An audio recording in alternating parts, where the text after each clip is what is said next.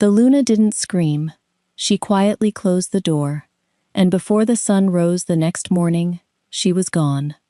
It should have been the happiest night of Isla Ravenshade's life. For an entire month, Alpha King Daemon Blackthorn had been leading his warriors on a dangerous campaign along the northern border. Every letter he managed to send home ended the same way. When I return, we'll finally have time together. Isla had believed him. Since dawn, she had been preparing everything herself, despite the servants insisting they could handle it. She baked the honey bread Daemon loved since childhood. She simmered venison stew with herbs from the palace gardens. She even dismissed the kitchen staff early. "My king has spent weeks eating camp food," she had laughed. "I want tonight to feel like home." Hidden inside the pocket of her gown rested a small velvet box. Every few minutes, her fingers brushed against it. She couldn't stop smiling. For weeks, she had wondered how to tell Daemon. Should she simply hand him the tiny silver baby bracelets, or wait until after dinner? Perhaps she would tease him first. She imagined the expression on his face when he learned they were going to be parents. The thought filled her heart with quiet joy. As evening settled over the palace, a servant approached. "Your Majesty, the Alpha King is in the West Wing." "Alone?" The servant hesitated. "I believe so." "Perfect." Isla lifted the dinner tray herself. "No one needs to follow." The palace corridors were unusually peaceful. Torchlight danced across polished stone walls as she made her way toward Daemon's private chambers. Just before reaching the door, she heard laughter. A woman's laughter. Isla slowed. Perhaps one of the council members had brought urgent news. She raised her hand to knock. Then she heard a voice she had never heard before. Gentle, warm, filled with emotion. "You really should have told her sooner." Isla frowned slightly. "Told her what?" Daemon answered, but his voice was too quiet to make out the words. Curiosity replaced concern. She pushed the door open. Time stopped. Daemon stood only a few steps away, facing a beautiful blonde woman. Her golden hair spilled over a pale blue gown. Tears shimmered in her eyes. Daemon's hands rested gently on her shoulders. The blonde reached up and brushed tears from his face. For one impossible moment, no one moved. The tray slipped from Isla's hands. Porcelain shattered across the marble floor. The sharp crash echoed through the chamber. Daemon spun around. "Isla!" the blonde gasped. "Oh, no!" She hurried forward. "Please! It isn't what it looks like." Isla looked at both of them, at the tears, the embrace, the tenderness between them. Something inside her grew strangely calm. She had always imagined betrayal would feel like fire. Instead, it felt like winter, cold, quiet, numb. Daemon stepped toward her. "Please let me explain." She smiled softly. It was such a gentle smile that it unsettled him far more than tears ever could have. "You don't owe me an explanation." His face went pale. "Isla." She gave a small bow. "I interrupted. I'm sorry." The blonde shook her head desperately. "No, you don't understand. I hope you'll both be happy." Her voice never wavered. She turned and walked toward the door. Neither Daemon nor the blonde noticed the small velvet box slipping from the pocket of her gown. It landed beneath a nearby chair, hidden in the shadows. Inside, nestled on blue velvet, lay 2 tiny silver baby bracelets. Engraved with only one word, "Beloved." That night, no servants entered the Luna Wing. No candles burned late into the evening. Just before dawn, an elderly maid noticed a cloaked figure leading a horse quietly through the eastern gate. She assumed it was a messenger leaving early. She never realized she had watched the queen ride away. By sunrise, the Luna Wing stood empty. And somewhere inside the West Wing, A forgotten velvet box waited silently beneath a chair, still holding the future no one yet knew had been lost. She's gone. The words struck Damon harder than any blade ever had. The captain of the Royal Guard stood in the doorway of the West Wing, his face pale. We searched the Luna Wing. It was empty. For a heartbeat, Damon didn't move. What do you mean, empty? The servants say Her Majesty left before dawn. He was already running before the captain finished speaking. The doors to the Luna Wing stood open. The rooms were immaculate, almost painfully so. The bed had been made. The fireplace had been cleaned. The vases of fresh lilies still stood on the windowsill, as though Isla had expected to return by evening. But the silence felt wrong. The wardrobes were nearly bare. Only the gowns she had received after becoming Luna remained. The jewels rested untouched inside their velvet cases. The silver Luna crown gleamed beneath the morning light. She hadn't taken it. Damon opened drawer after drawer. Nothing. No letters, no clues, no anger, only absence. His gaze fell to the dressing table. There, resting neatly beside a silver hairbrush, lay her wedding ring. His knees nearly gave way. No, he picked it up with trembling fingers. The gold was still warm from the morning sunlight. She hadn't thrown it away. She had returned it.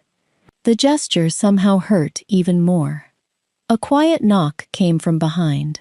"My king." The elderly housekeeper stepped inside, holding a folded piece of parchment.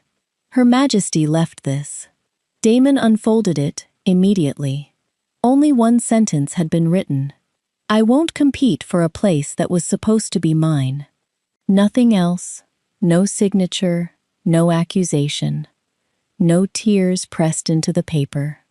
Just quiet finality. He crushed the letter in his fist. "Saddle my horse." The captain hesitated. "Your Majesty." "Now." For the next 12 weeks, the Alpha King searched. He crossed neighboring territories, questioned merchants, visited mountain villages, offered rewards to anyone who had seen the missing Luna. Every answer ended the same way. "No, Your Majesty. We haven't seen her." Back at the palace, the blonde woman refused to leave. Each morning she walked into the throne room with the same plea. "You have to tell everyone." Damon rubbed tired eyes. "I will." "When?" "When I find Isla." She slammed both hands onto the council table. "She deserves the truth now." "I know." His voice echoed through the chamber, then softened. "I need to tell her myself." The blonde closed her eyes. "What if she never lets you?" He had no answer. Days became weeks. Weeks became months. The palace slowly accepted a truth Damon refused to believe. The Luna had vanished. One rainy afternoon, the royal healer requested an audience. He carried a leather folder tied with blue ribbon. "I've been looking for this report." Damon barely looked up from the maps spread across his desk. "What report?" "It was delivered the evening Her Majesty disappeared. It became misplaced during the search." Something in the healer's voice made Damon straighten. He accepted the folder. Across the top of the parchment were the familiar words, "Royal Medical Examination Patient, Luna Isla Blackthorn." He frowned. He didn't remember Isla mentioning another appointment. Then his eyes reached the final line. "Condition, 8 weeks pregnant." The room spun. "No." His voice barely existed. "This can't." The healer lowered his head sadly. "Her Majesty asked that the results remain private until she spoke with you herself." Damon's hands began shaking uncontrollably. Pregnant. Isla had been carrying their child. No. His eyes returned to the report. Not child. Children. A second page slipped from the folder. Twin pregnancy confirmed. The parchment fell from his fingers. He collapsed into the nearest chair. Suddenly, everything made terrible sense. The dinner. The way she had insisted on serving him herself. The excitement in her smile before she entered the West Wing. She hadn't come to accuse him. She had come to share the happiest news of their lives. Instead, she had walked away believing that future belonged to someone else. A memory flashed through his mind. The sound of porcelain shattering. The hurt in her eyes. The words she never said. He had searched for his Luna. Only now did he understand what else had disappeared that night. The family he never knew he had. Far away, beyond every road his soldiers had searched, a woman carrying 2 tiny lives was learning how to survive without him. 5 years later, the valley of Willowbrook woke each morning to the sound of children laughing. The laughter drifted from a stone schoolhouse surrounded by apple trees, where little hands proudly held up freshly written letters, while their teacher applauded every crooked line. Across the road stood a modest healing house. Its doors never closed. Travelers found medicine there. Expectant mothers found comfort. The elderly found warm meals and someone willing to listen. At the far end of the valley sat the largest building of all, a sanctuary, not for royalty, not for nobles, but for abandoned mothers, orphaned children, and anyone who had nowhere left to go. Its founder never turned anyone away. Most people knew her simply as Lady Isla. Very few knew she had once worn a crown. "Mother!" A pair of tiny footsteps thundered across the courtyard. 2 children, 1 boy and 1 girl, raced toward Isla carrying armfuls of wildflowers. "Look!" Her daughter Lily proudly held up a bouquet. "We picked the prettiest ones." Her brother, Rowan, frowned. "Mine are prettier." "They're not. They are." Isla laughed as they both looked to her for the final verdict. "I think." She crouched until she was eye level with them. "The flowers are lucky they were picked by both of you." The twins exchanged thoughtful glances, then burst into giggles. "That means we both win." "It certainly does." She tucked a loose strand of Lily's dark hair behind her ear. Rowan had inherited Damon's midnight black hair. Lily carried Isla's warm chestnut curls. But both children shared the same silver-gray eyes. Whenever Isla looked into them, she remembered the man they had come from, not with bitterness, but with quiet sadness. That afternoon, a young mother arrived carrying a feverish baby. She looked exhausted. "I'm sorry," the woman whispered. "I have nothing to pay." Isla gently lifted the child into her arms. "Then it's fortunate I wasn't planning to charge you." The frightened woman blinked. "But everyone says your medicines are the best. They're meant to help people, not make them afraid to ask." For the next hour, Isla worked patiently until the baby's fever finally began to break. Before leaving, the young mother tried once more to offer payment. Isla smiled. "When your little one grows healthy, help someone else. That will be enough." The woman left in tears, not from fear, from relief. That evening, the twins helped set the tables inside the sanctuary. As they arranged bowls of fresh soup for the family staying there, Rowan looked up thoughtfully. "Mother? Yes? Can I ask something?" "You always can." He hesitated. "Did Father not want us?" The spoon in Isla's hand stopped moving. The room grew very quiet. Lily looked up too. "I've been wondering that." Isla took a slow breath. She motioned for both children to sit beside her on the wooden bench. For a long moment, she simply looked at them, then smiled. "No, your father wasn't a bad man." Rowan frowned. "Then why isn't he here?" She searched for the gentlest truth she could give them. Sometimes, good people make terrible mistakes. And sometimes, she looked toward the mountains glowing beneath the setting sun. Other good people make mistakes too. Lily tilted her head. "You made one?" Isla nodded. "I did." "What happened?" She brushed a hand over both their heads. When you're older, I'll tell you everything. For now, I only want you to remember one thing." "What?" She smiled softly. "You were loved from the moment I knew you existed." The twins wrapped their arms around her. Outside, the evening breeze carried the scent of blooming apple blossoms through the valley. Far away, another kingdom still believed its Luna had vanished forever. It didn't know. She had spent the last 5 years quietly building a home where broken hearts learned to heal. And just as the sun disappeared behind the mountains, a royal messenger rode into Willowbrook, carrying an invitation sealed with the crest of 2 neighboring kingdoms. A peace summit, one that would change everything. Silence settled over the royal gardens. Delegates continued talking in the distance, unaware that 3 lives were about to change forever. The blonde drew a slow breath. "My real name is Clara." She turned toward Isla, her eyes already glistening. "Clara Ravenshade." Isla frowned.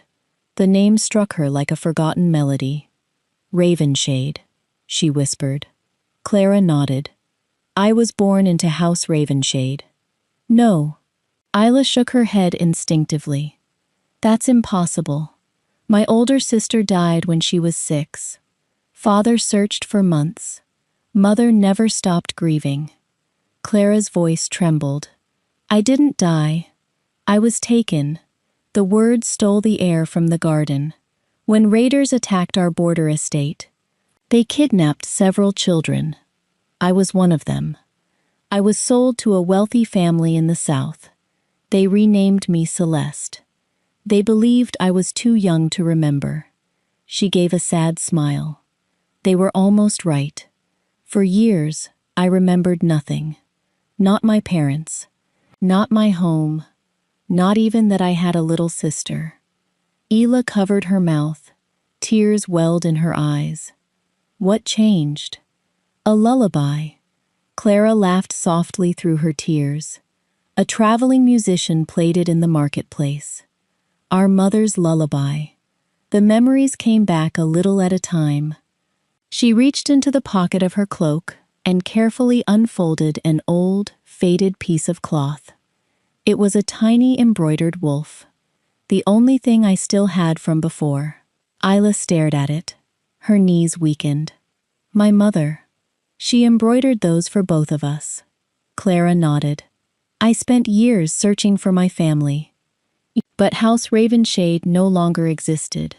I couldn't find anyone. Eventually, my search led me here." She looked toward Damon. "I discovered old records suggesting the Luna of Blackthorn had been born a Ravenshade.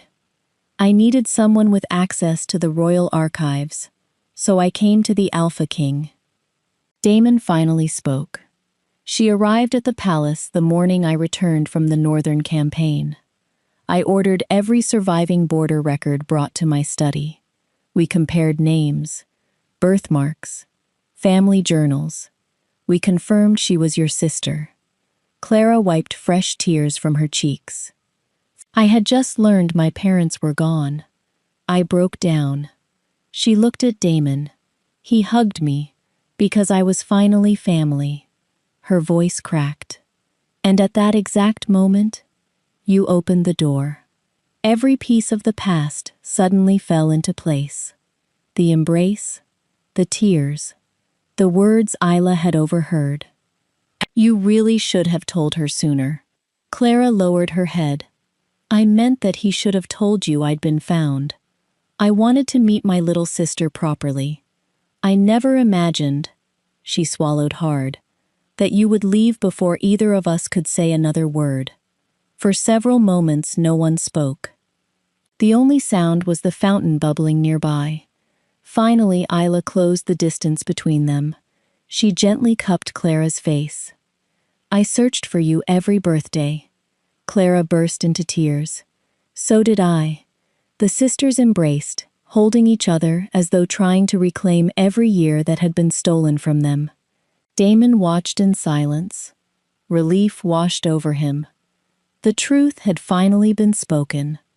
Then Isla slowly turned toward him. Her eyes were gentle, no longer filled with misunderstanding. But neither were they the eyes of the woman he had once known. "The truth explains what I saw," she said quietly. Hope flickered inside him. Then she finished. "But it doesn't erase the years we lost afterward. The hope remained, but now it carried the weight of a far more difficult journey." Damon had imagined this moment 1,000 times. He had imagined Isla discovering the truth. He had imagined her crying, perhaps even laughing in relief. In every version, once the misunderstanding was cleared, she came home with him. Reality was far quieter and far more painful. The morning after the peace summit, Isla invited Damon to walk with her through the Willowbrook Sanctuary before he returned to Blackthorn. Children played beneath the apple trees. A group of young mothers worked together in the community garden. Near the healing house, volunteers unloaded wagons of blankets and medicine. Everywhere Damon looked, he saw the life Isla had built from nothing. "You've created something extraordinary," he said. She smiled softly. "I had help." They walked a little farther before stopping beside a small pond where ducks drifted lazily across the water. For a long moment, neither of them spoke. Finally, Damon broke the silence. "I know the truth doesn't erase 5 years." He looked directly at her. "But please, give me another chance." Isola's expression remained gentle. "I already have." His face brightened. Then she continued. "For the past year," he frowned. "I don't understand." She looked toward the children laughing across the pond. "I've watched the reports. You changed your laws. You reopened old cases. You apologized to families your court had failed." She smiled faintly. "I've already been watching your second chance." He lowered his eyes. It still wasn't enough. "No." She turned to face him. "The misunderstanding explains why I walked away. It doesn't explain everything that happened afterward."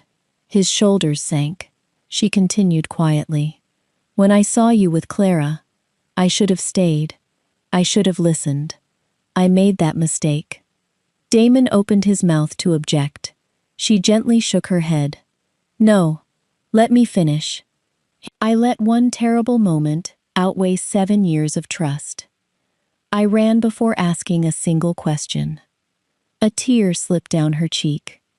"I've regretted that every day." Damon's heart ached. "You don't have to carry all the blame. I know." She looked into his eyes. "Because you have your own." He nodded. "I do. When you left, I told myself you needed time. I thought if I searched after sunrise, I'd find you calmer." He laughed bitterly. What kind of fool waits until morning, when the love of his life has just walked away? The kind who believed there would always be another conversation. He closed his eyes. There wasn't. Isla reached out and gently rested her hand over his. "You searched. I never stopped. I know. But you searched for where I had gone." She squeezed his hand lightly. "I needed you to chase why I left." The words settled heavily between them. Neither of them had been betrayed. They had simply stopped reaching for each other at the moment it mattered most. After several quiet minutes, Damon asked the question that had lived in his heart for 5 years. "Do our children know about me?" A warm smile touched Isla's lips. "They know they have a father. They know he isn't cruel. They know he made one terrible mistake. And they know," she laughed softly, "their mother made one too." He looked at her with surprise. "You never let them hate me?" "I refuse to let my pain become their inheritance." Damon looked away, blinking back tears. "I don't deserve that kindness." "Perhaps not." She smiled gently. "But our children deserve peace." Just then, 2 familiar voices echoed across the sanctuary. "Mother!"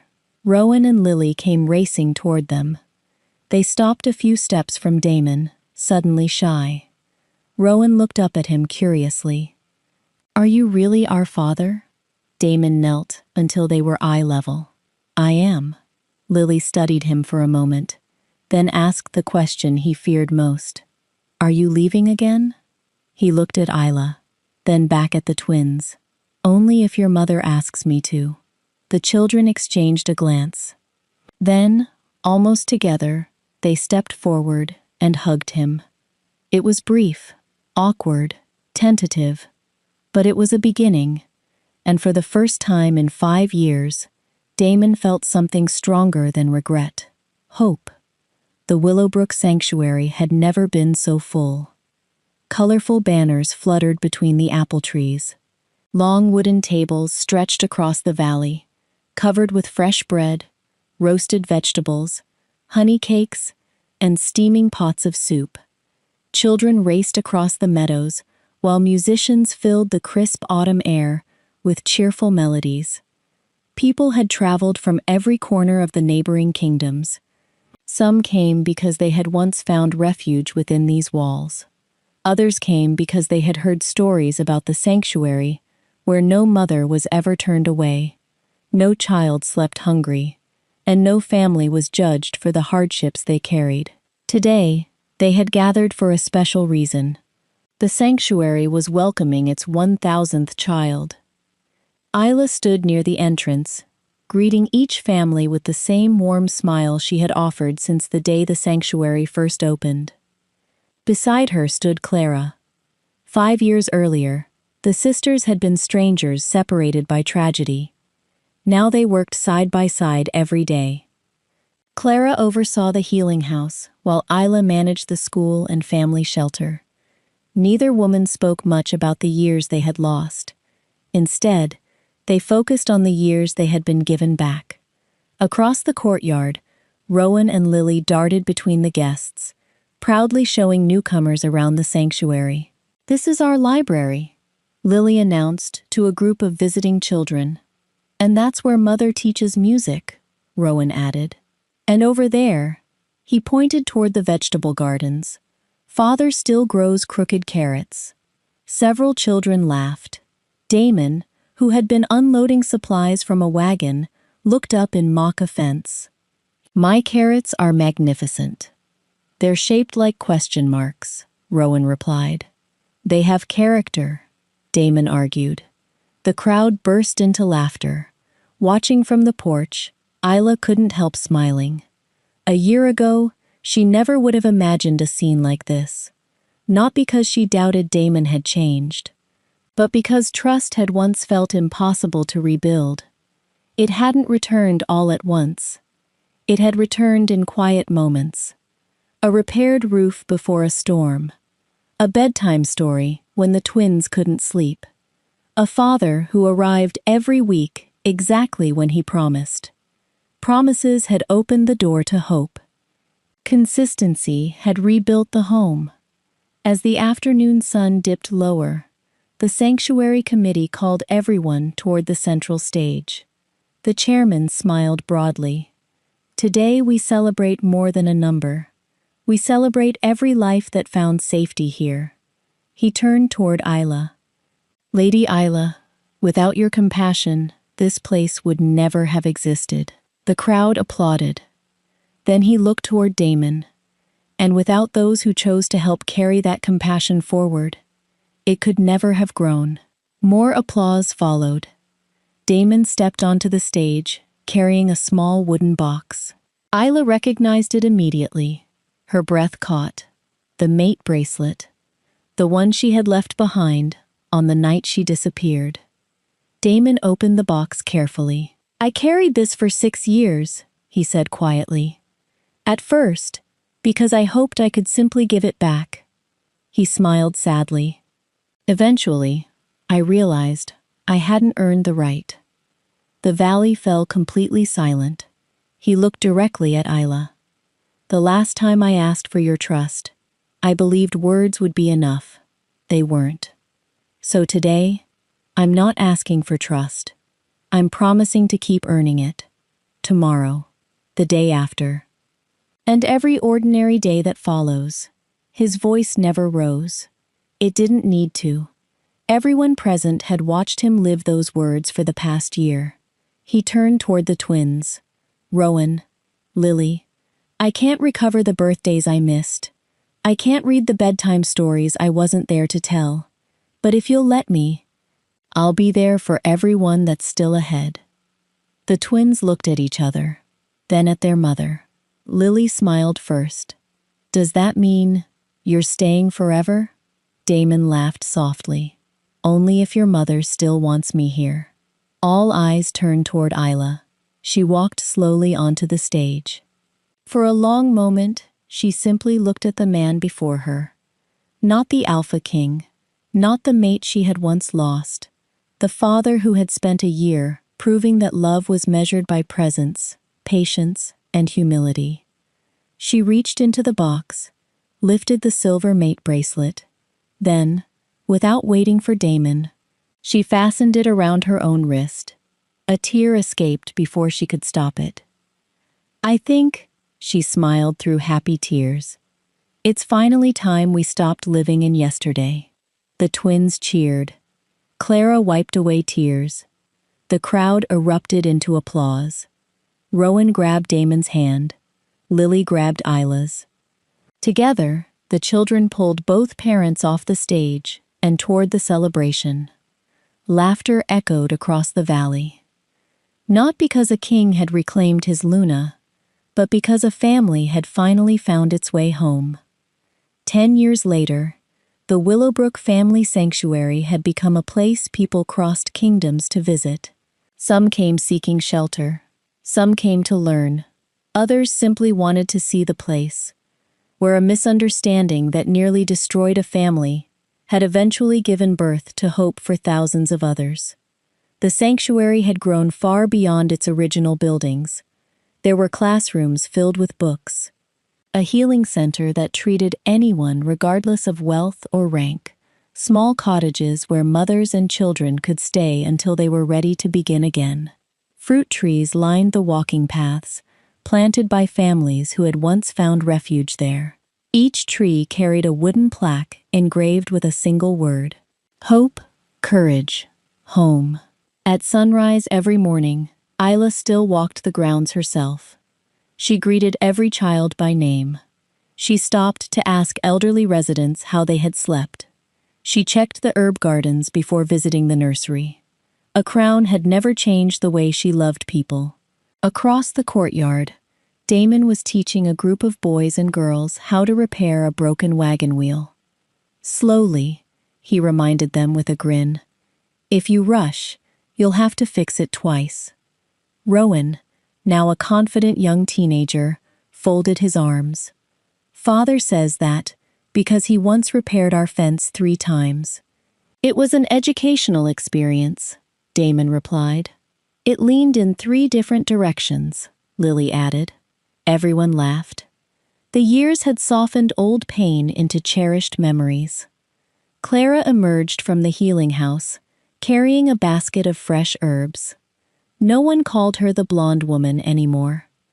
To the children, she was simply Aunt Clara, the woman who could calm frightened babies with a lullaby, the healer who somehow remembered every birthday, the sister who had finally come home. That afternoon, a group of young visitors toured the sanctuary. One curious girl raised her hand. Your Majesty? Isla smiled. Yes? My father told me this place was built because you caught the Alpha King with another woman. Several adults looked embarrassed. The little girl quickly lowered her eyes. I'm sorry. I wasn't trying to be rude. Isla knelt beside her. You asked a fair question. She looked toward Clara, who smiled knowingly. Then the twins exchanged amused glances. It wasn't another woman, Rowan said. The visitors turned toward him. It was our aunt. Lily nodded. The whole kingdom misunderstood. The little girl blinked. Really? Clara stepped forward. For many years, people believed I was the reason my sister left. She smiled gently.